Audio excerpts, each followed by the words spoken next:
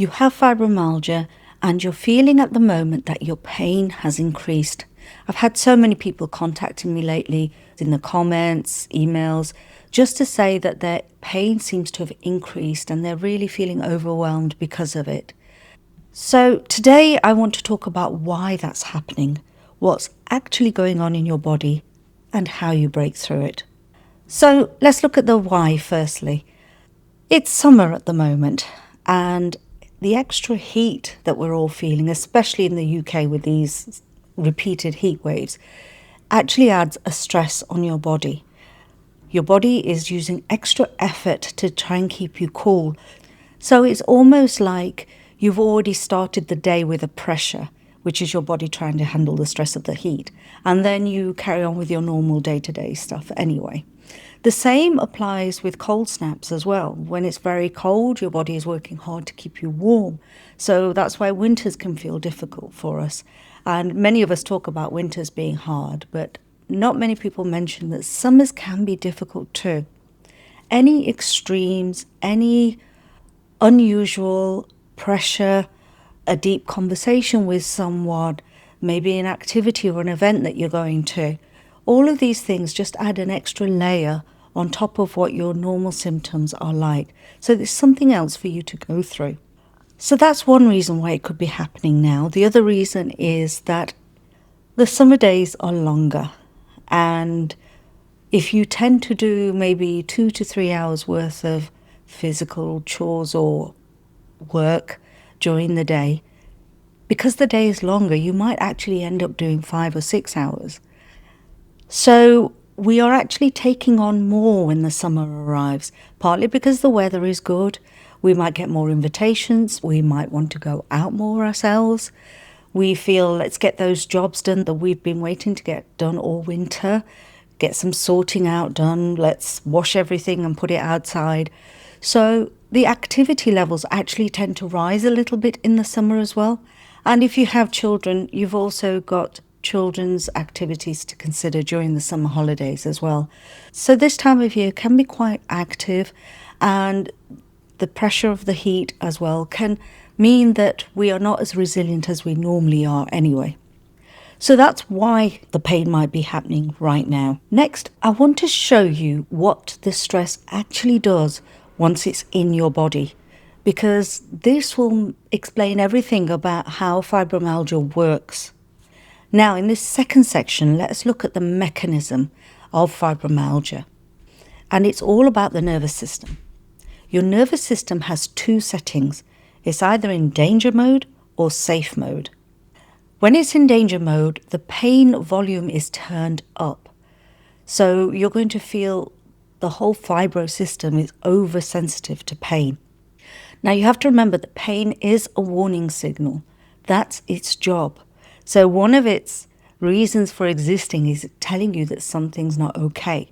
Now, for us with fibromyalgia, that something that's not okay can be something physical, or it can be that we've got a lot of pressure on us at the moment.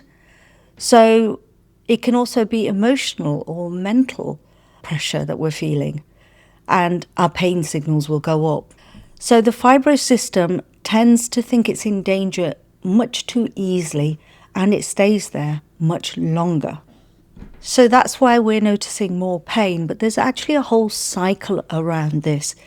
And you'll recognize this because all the systems and all the symptoms of fibromyalgia are linked together.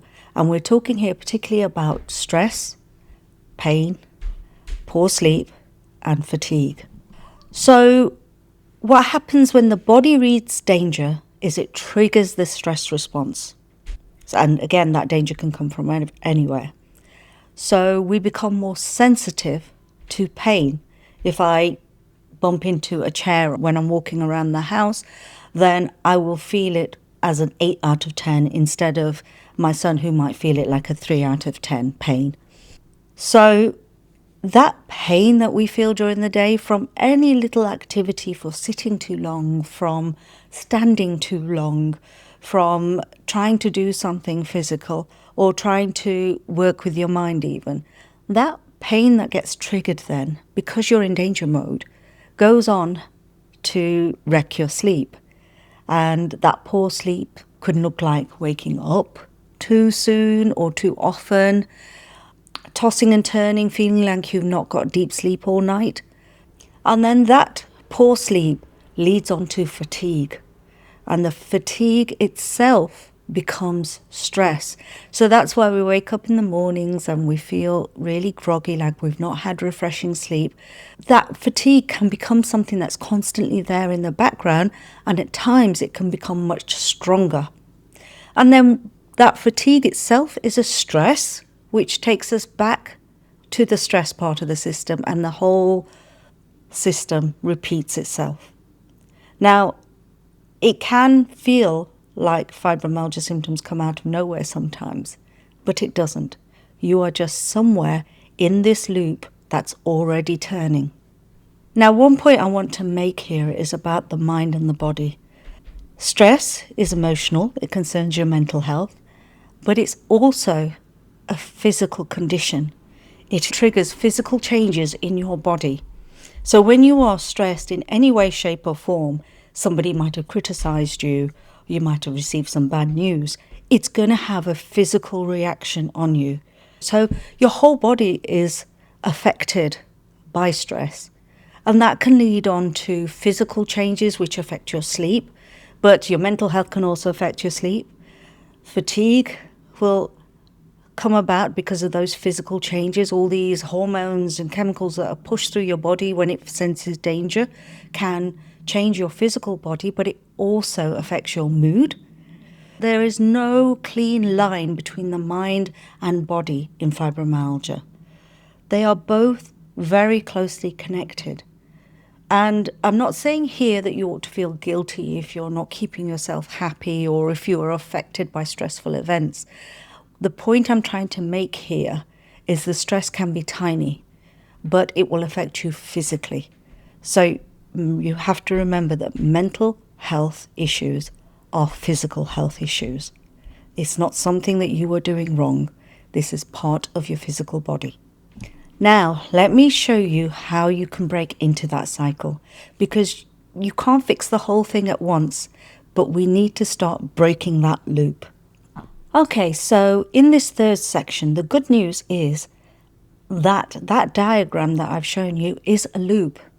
If you interrupt it at any one point, the whole thing loses momentum and it starts slowing down and easing.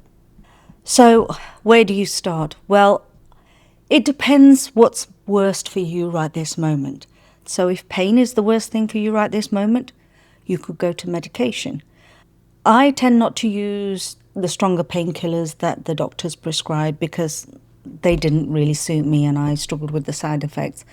But I do have some over-the-counter medication, one mild one and one that's a little bit stronger for the odd occasion.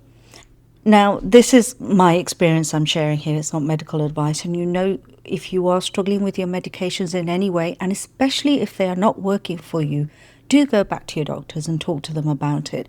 There are alternatives they can prescribe, or, as I do, try over-the-counter meds and see how they work for you. If this works for you, try heat or cold for the pain, whichever soothes you that day.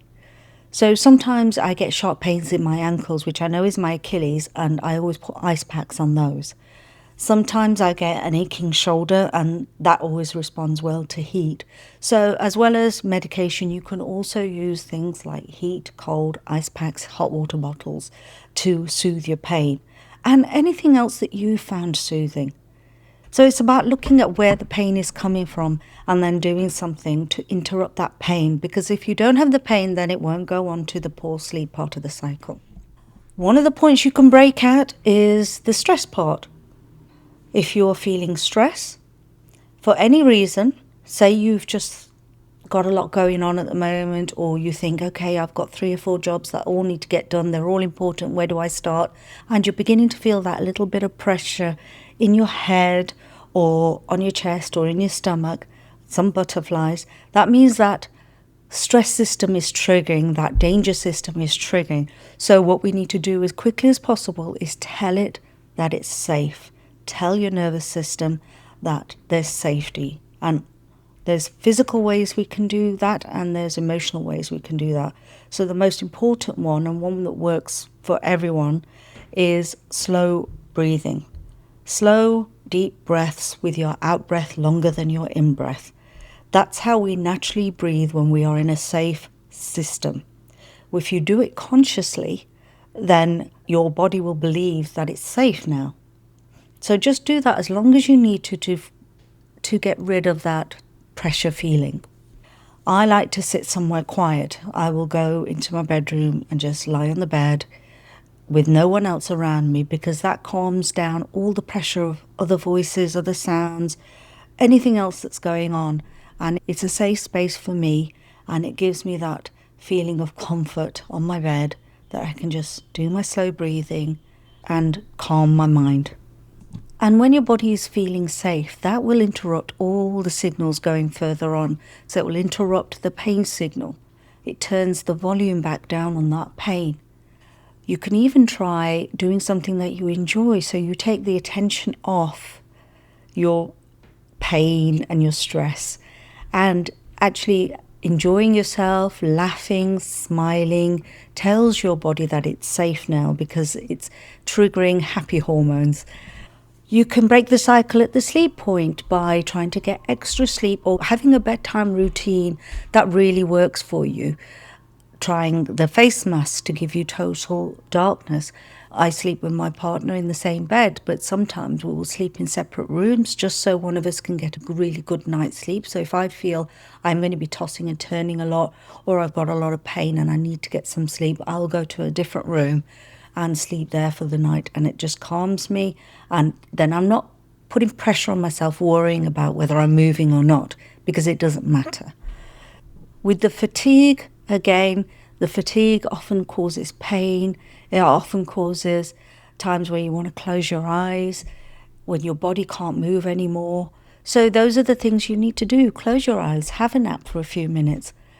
Don't move anymore, just relax, lie down. Maybe listen to a guided meditation about something that relaxes your muscles and goes through each one and calms you down.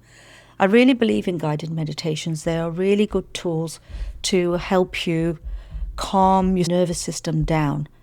Not only are you relaxing your body, but you're listening to somebody else helping you soothe your entire system. And I do have some on the shop if you go to the website, and I'll put a link to it. I've created 15 guided meditations just for fibromyalgia to help you through different parts of the condition. So you can see how fibromyalgia is a system, and we can break that loop at any point. I'm not saying it's easy. It's not easy. This is about building new habits and building new routines, but is entirely possible.